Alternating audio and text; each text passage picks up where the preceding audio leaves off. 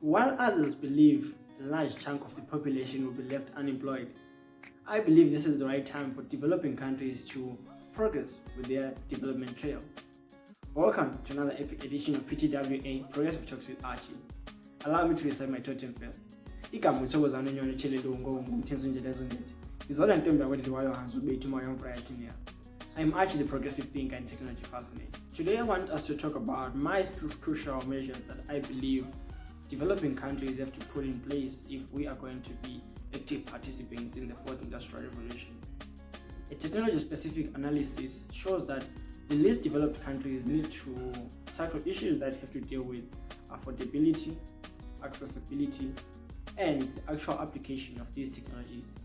So let's get to the measures. So the first and foremost measure to put in place for us to participate in the 4th Industrial Revolution would be to enhance accessibility of these technologies. Developing countries are adversely affected by digital divide, and accessing relevant technologies for the 4th Industrial Revolution is quite difficult. This is so because the patents are actually concentrated amongst a handful of countries, which are the global superpowers. So as a result, we need to bridge this gap using open source solutions. So we can put these open source solutions to better use and find our ways of actually participating in this 4th Industrial Revolution. However, again, we have a problem of the shortage in electricity and internet infrastructure. Our societies and our governments need to find means around this problem. For example, we can use and embrace solar power energy, which is actually abundant when it comes to Africa, basically.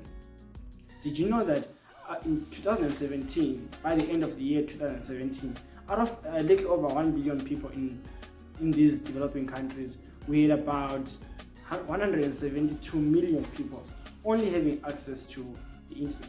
So that's a very bad number and very bad for the progress of the developing countries. The second measure to put in place will be making technology more affordable. Accessibility means nothing if you still cannot afford.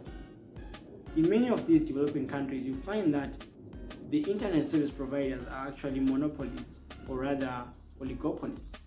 So eventually you find that there is more room that is left for people to be actually exploited in terms of pricing. In developing countries, most people can barely afford a cell phone. And in Zimbabwe, where I come from, recently broadband data has been constantly on the rise in terms of price. And this limits the number of people who can actually participate or actually afford this data bundle, not to mention.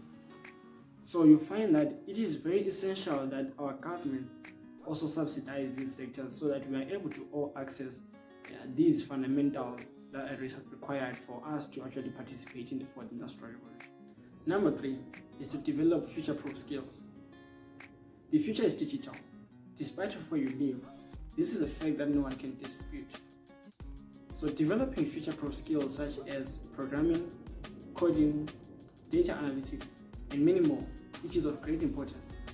In 2019, Rwanda launched their first skill development program.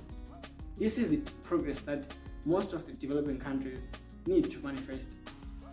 Investing in science and technology is of great importance, but so is investing in creativity and time management. Many of these developing countries can barely afford to give access to basic education.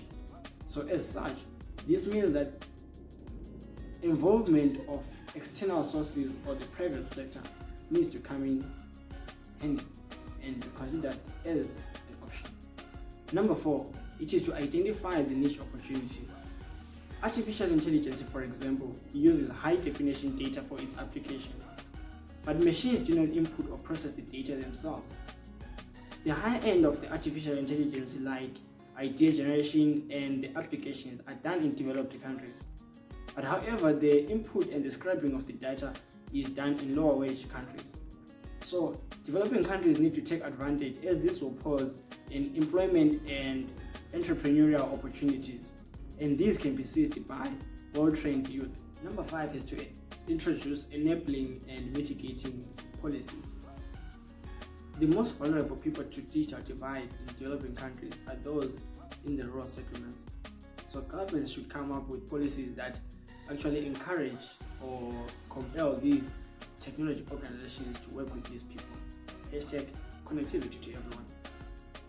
Coming up with policies that reduce import duty on internet infrastructure and technology gadgets will go a long way in achieving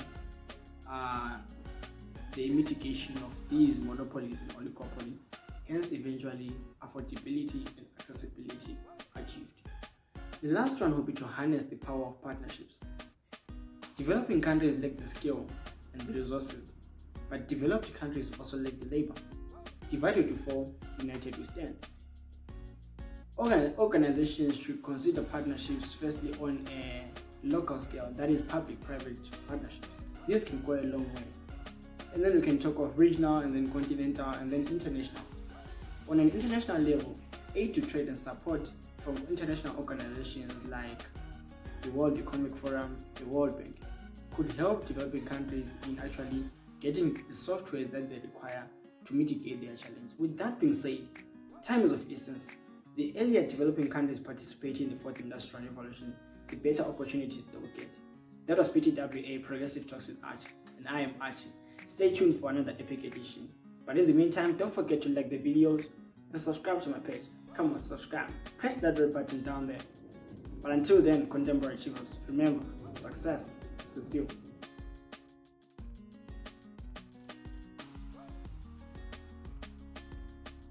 Did you subscribe? I hope you did.